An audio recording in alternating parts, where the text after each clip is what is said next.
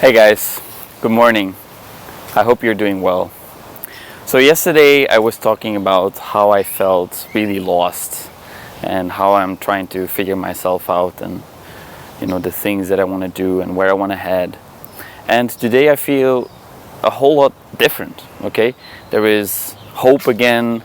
There is ideas that are flowing through me, and the reason why I wanted to share that video yesterday is to show that the process goes with up and downs. Okay, it's not a linear process, it's not straight, it goes up and down, and sometimes you feel completely lost and other times you feel quite good or even really good. Okay, and so it really got me thinking about how these different states of mind can really affect the way we feel, can really affect the way we think.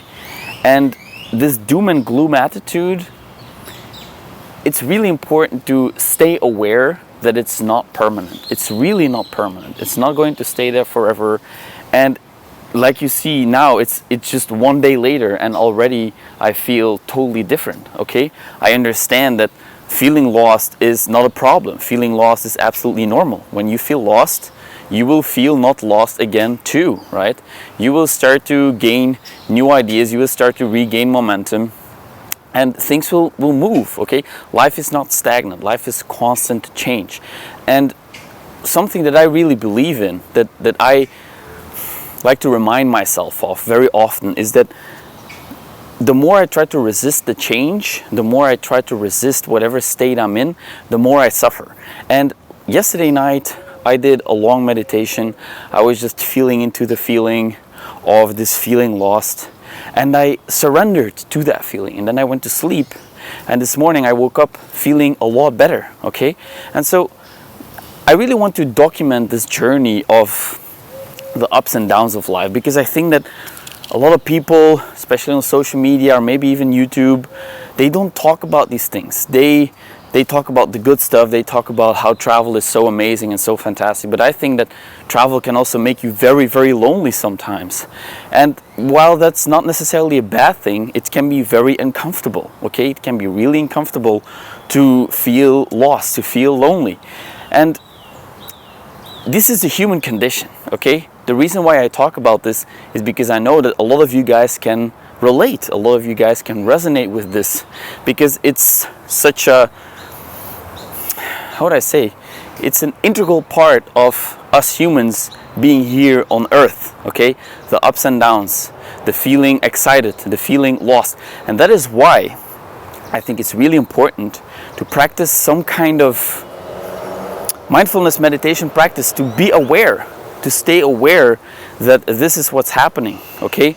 That these are all temporary states, and the more you can detach from them, the more you can see them as they are, just a feeling passing through you, just a set of thoughts passing through you, the easier it will become to allow yourself to move through. And of course, at that moment yesterday, I couldn't really do anything about it, okay?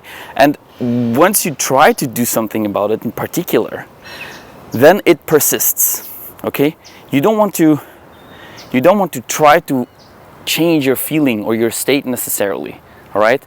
But in that moment, all you want is for it to feel different. But that's the beauty of life, that it is teaching you to be patient. It's teaching you to accept the state that you're in. You can't change it that fast. You really can't. I tried it many, many times, trust me. I tried moving my body, I tried meditation, I tried journaling, I tried everything, okay? And while it can help to provide some perspective, it can help to view the feeling as more objective, okay? That can really help if you journal or meditate or even start to move your body, because usually what happens when I'm in that state, I stay very stationary, okay? I don't move around, I don't go for a walk, I just stay in my room or in the place that I'm in at that time. And that is not a good thing. You want to move around, you literally want to move around to move the feeling, okay? So you can move the feeling, but it's going to last for a while, okay? Especially the more you resist it, it's going to last. And that's a beautiful thing because it teaches you patience. And when you're in that feeling, all you want is for it to be over. All you want is for it to be gone. So, listening to me speak about yesterday's state can kind of help you when you're in there, okay? When you're in there, you want to hear someone talk about that it's going to be okay, that it's going to be over, that it's fine to feel like this, okay? That it's going to change. But you have to sit through it. I had a conversation with one of my good friends who talks about this idea of the loading bar, okay?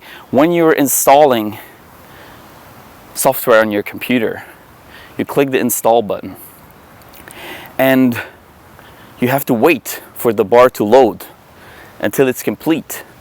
Because if you don't let it complete, then your software can't be installed because it didn't have the necessary time to do all the necessary calculations, so your software is installed correctly, right? And it's kind of the same thing with feelings. You have to allow the bar to load fully for you to move through it, to pass through it. And that's precisely what happened to me yesterday, okay? I just allowed the feeling to be there. I wanted it to be different, trust me, I really wanted it to be different. I tried things to make it different.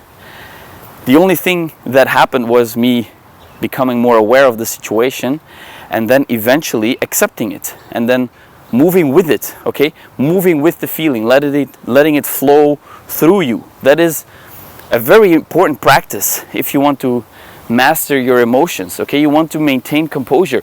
I didn't freak out. I didn't freak out because I felt like this. I stayed fairly calm. So the only thing I didn't like about it was the fact that it feels uncomfortable. And that's okay, okay? You will face times in your life where things feel uncomfortable. And that's okay. Everybody deals with things that don't feel good. And unless you keep attaching meaning to that feeling, and unless you keep identifying with that feeling, you will suffer way more from it, okay? So I invite you to stay calm whenever you are going through a phase of discomfort. I really invite you to stay calm and to try to detach yourself from the feeling, to not